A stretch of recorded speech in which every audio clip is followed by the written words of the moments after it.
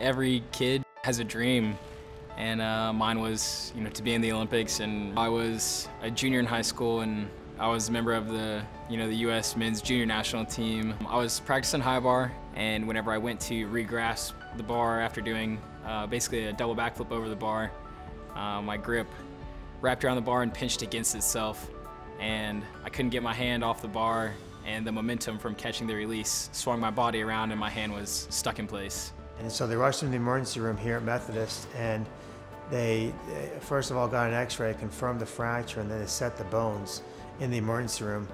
Presented to me in my clinic next, and basically had the fracture we talked about, but a lot of pressure in the forearm compartment. So we took him immediately to the operating room, released his compartments, which means making big incisions on his forearm, and then setting his bones with plates and screws. So he did very well, despite the fact that he had a very devastating, limb-threatening injury.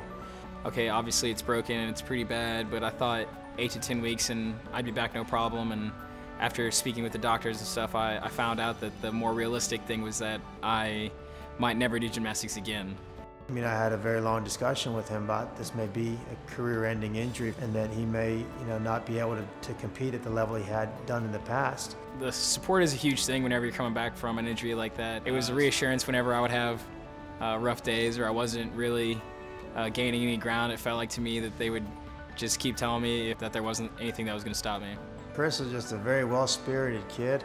I can't remember any time after that first visit that he didn't have a smile on his face and didn't look at me and tell me he understood what I'm telling him about the gravity of the situation, but still asking about the next level and how he can get to the next level. So he always had a very positive attitude.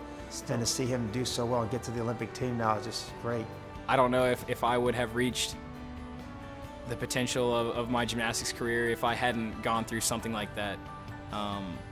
It makes you a different person. It makes you a fighter, and it makes you more intense, and it makes every practice mean a little bit more. Dr. Jafarnia and the whole physical therapy crew is a crucial part to the possibility of my dream coming true.